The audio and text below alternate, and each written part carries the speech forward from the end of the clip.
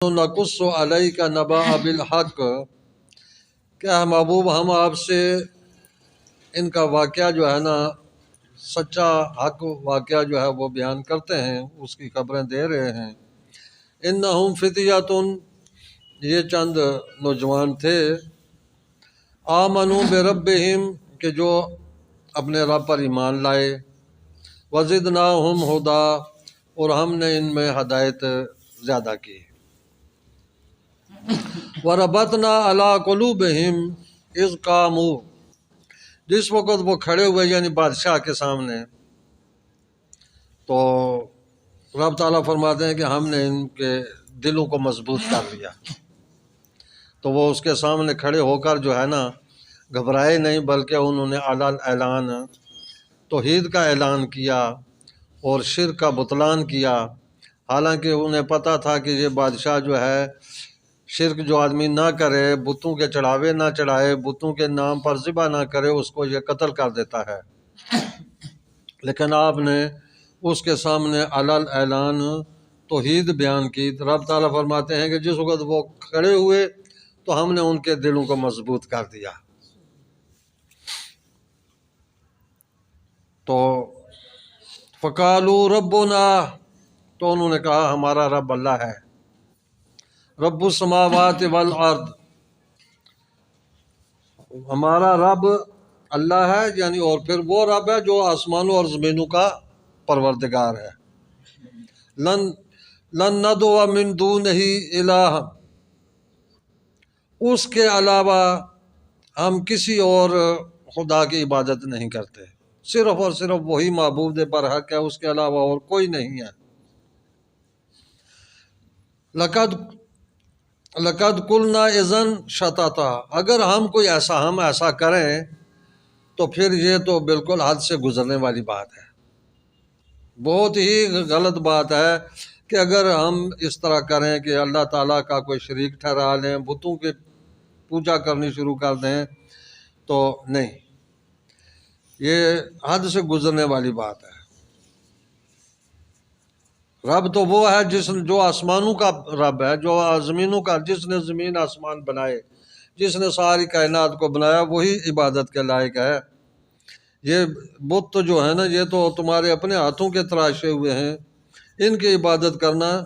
یہ بالکل کھلی گمراہی ہے، یہ حد سے گزرنے والی بات ہے۔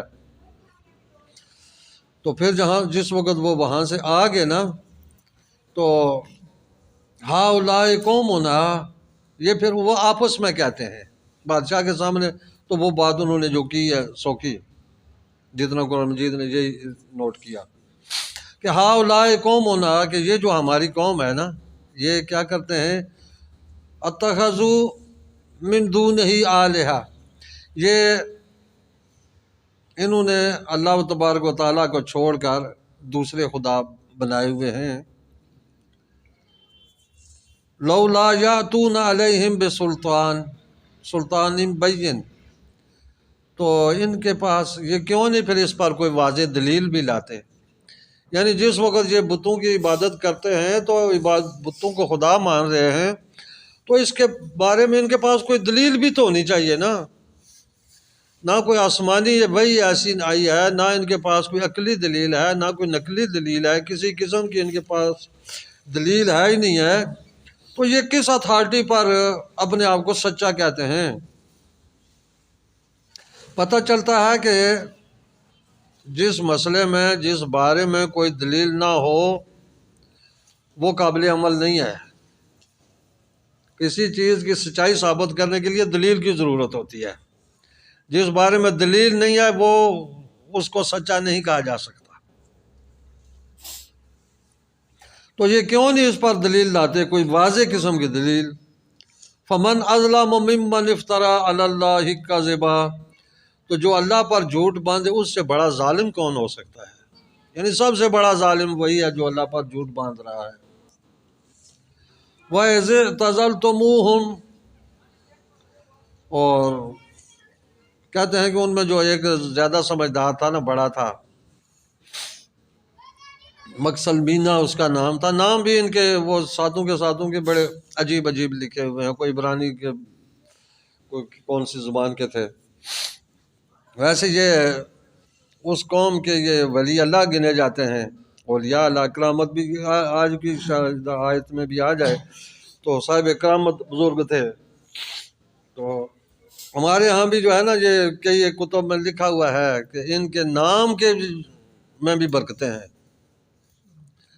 والا حضرت رحمۃ اللہ علیہ فتاوی رضویہ جو پرانا قدیمی چھاپا ہے ان کا، 4 جلد ہے اس کی،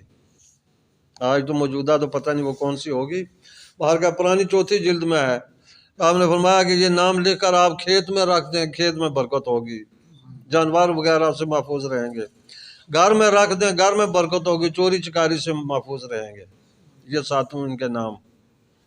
اور بھی کافی کچھ جو ہے نا لکھا گیا ہے کہ برکت ان کے ناموں میں اللہ تعالیٰ نے برکتیں رکھی ہیں۔ جو اللہ تعالیٰ کے پیارے اولیاء اللہ ہوتے ہیں نا، ان کے رب تعالیٰ نے نام میں بھی برکتیں رکھی ہیں۔ تو کہتے ہیں کہ وہ جو ان کا تھا نا مکسلمینہ، وہ ایک قسم کا سردار ان میں بڑا تھا، تو اس نے کہا کہ وَإِذَا اعْتَزَلْتُمُوهُمْ، کہ جس وقت اب ہم ان سے علیحدہ ہو گئے ہیں، قوم سے، وَمَا يَعْبُدُونَ إِلَّا اللَّهَ، اور اللہ کے علاوہ یہ جن کی پوجا کرتے ہیں یعنی ان بتوں سے بھی ان سے ہم علیحدہ ہو چکے ہیں نا، تو فَاوُوا إِلَى الْكَهْفِ، تو پھر غار میں پناہ لیتے ہیں،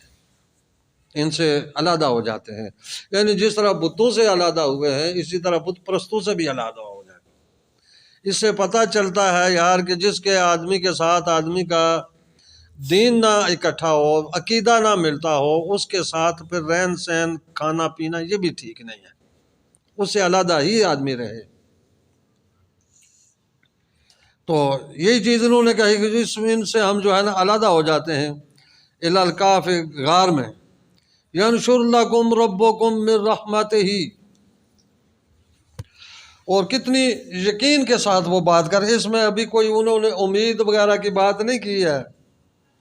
کہ ینشر لکم ربکم، رب تعالیٰ تم پر بکھیر دے گا۔ یہ ینشر جو ہے نا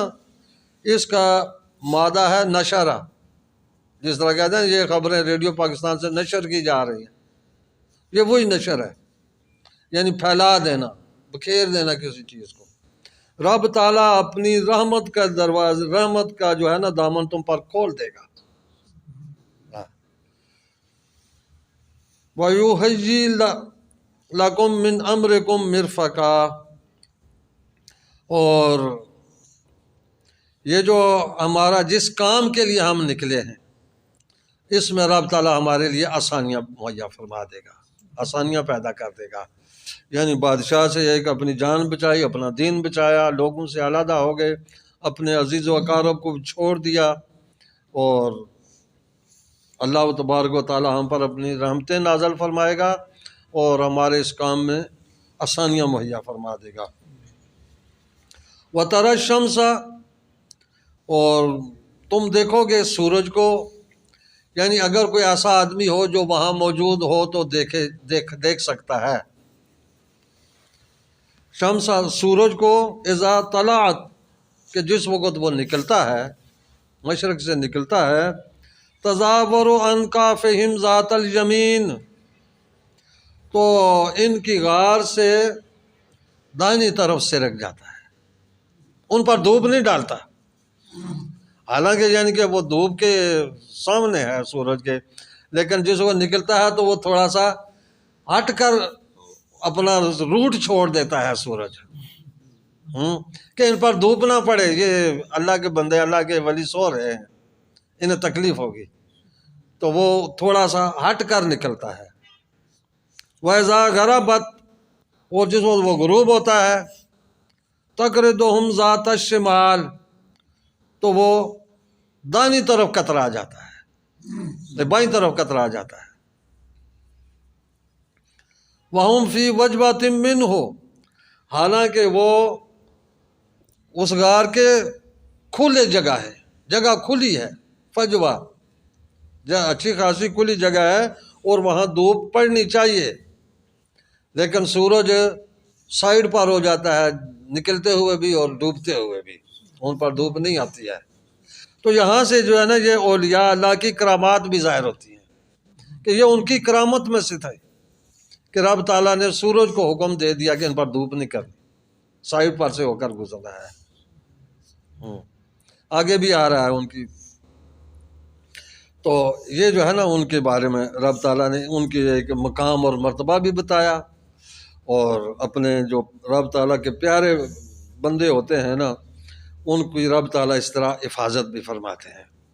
وگرنہ وہ 309 سال وہاں وہ سوئے رہے، تو سویا ہوا آدمی چلو بھوک پیاس نہیں ہے، لیکن اور ہزاروں بیماریاں ہو سکتی ہیں، ہزاروں اور تکلیفیں باتیں ہو سکتی ہیں، لیکن کچھ بھی نہیں ہو، وہ بالکل اسی طرح رہے جس طرح سوئے۔ ذالک من آیات اللہ، رب تعالیٰ فرماتا ہے کہ یہ اللہ کی نشانیوں میں سے ہے، یہ اللہ کی نشانیاں ہیں کہ وہ سو رہے ہیں لیکن دھوپ نہیں ہے، یہ اللہ تعالیٰ کی آیات۔ من یہد اللہ فہو المہتد، تو اصل میں ہدایت اسی کو ملتی ہے جس کو رب ہدایت دے، ہدایت وہی اسی کو ہے جس کو وہ ہدایت دیتا ہے۔ ومن یضلل، اور جس کو وہ گمراہ کر دے، فلن تجد لہ ولیا مرشدا، تو تم اس کے لیے کوئی حمایتی اور کوئی رہنما نہیں پاؤ گے۔ تو بات یہی ہے کہ اللہ تعالیٰ ہی جس کو ہدایت دے اسی کو ہدایت ملتی ہے۔ تو اس میں یہ بھی ایک چیز ہے کہ ان نوجوانوں کو کہ پوری قوم گمراہ ہے، چھوٹے بڑے گمراہ ہیں، یہ نوجوان رب تعالیٰ نے ان کے دلوں میں ہدایت رکھ دی، تو جائے وہ مرضیہ ہو جائے، بادشاہ کے سامنے بھی ڈٹ کے اپنی جان کی بازی لگا دی، اپنے آل عیال سب کچھ چھوڑ چھاڑ کر جو ہے نا جنگل میں آ گئے، پہاڑ میں غار میں پناہ لے لی۔ تو جس وقت رب تعالیٰ ہدایت دیتا ہے تو پھر اس طرح دیتا ہے، پھر جو مرضیہ دنیا کر لے وہ گمراہ کی طرف نہیں جاتے، لیکن جس کو رب تعالیٰ گمراہ کر دے اس کو پھر کوئی ہدایت بھی نہیں دے سکتا، کوئی اس کے لیے ہدایت دینے والا ہے ہی نہیں، کوئی اس کا ولی کوئی مرشد اس کے لیے نہیں۔ ہدایت بس دینے والی جو ہے نا رب تعالیٰ کی ذات ہے، جس کو چاہے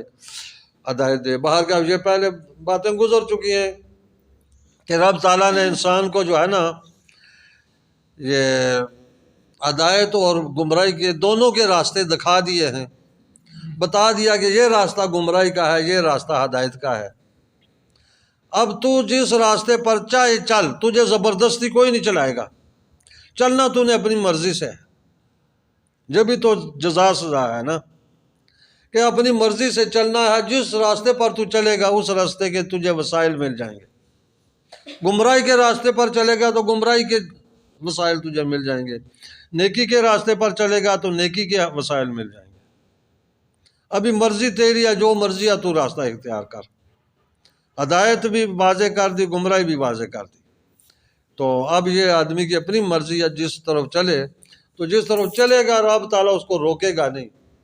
کیونکہ اس نے بتا دیا کہ یہ گمراہی کا راستہ ہے، یہ شیطان کا راستہ ہے، اس پر چلے گا تو سزا ملے گی،